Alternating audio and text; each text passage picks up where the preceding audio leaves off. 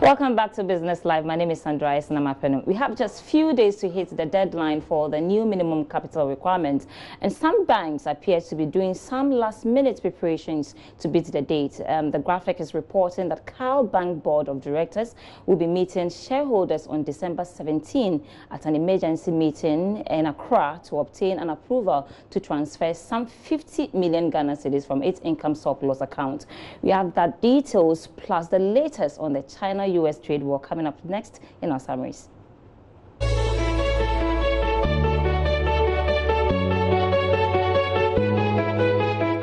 The graphic reports that Cal Bank's Board of Directors will meet shareholders on December 17 at an emergency general meeting in Accra to obtain an approval to transfer 50 million Ghana cedis from its income surplus account to stated capital.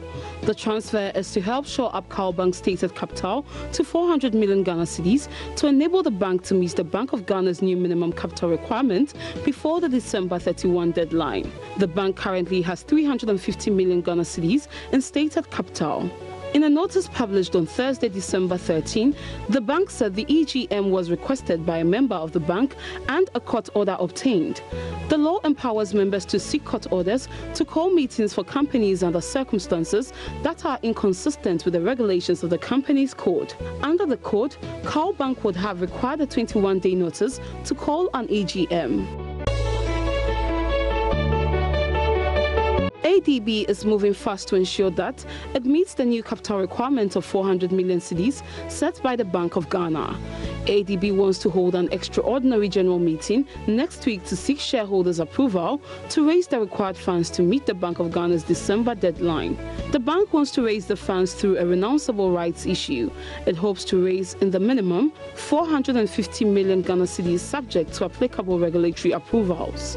It is hoping to use other capital-raising methods to raise the needed capital to cover any shortfall that may result from the rights issue. A circular to shareholders also indicated that ADB is also looking at the conversion of a subordinated debt of 150 million Ghana cedis owed the Bank of Ghana into equity as part of the capital-raising process.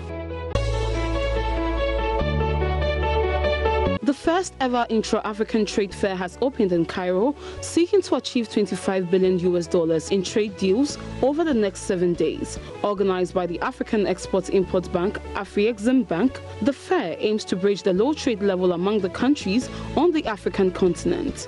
Currently, intra-African trade is low at about 15% compared to Europe's 59%, Asia's 51%, and North America's 37% because of lack of access to trade and market information. It is to address the challenge that the Afrexim Bank, in collaboration with the African Union, decided to convene the Intra-African Trade Fair every 2 years to provide trade and market information and connect buyers and sellers from across the continent. According to the GNA, Minister for Trade and Industry Alan Tremantin is leading Ghana's delegation to the fair. Apple has announced plans to build a new campus in Austin, Texas, saying the project will involve a $1 billion investment. The company already has an existing base in the city. The iPhone maker said it expected the latest move would eventually make it the state capital's biggest private employer. One expert said the area had a big pool of talent to draw on, but was no longer cheaper to hire in than Silicon Valley. Intel's Atom computer processors were developed at its facility in the city.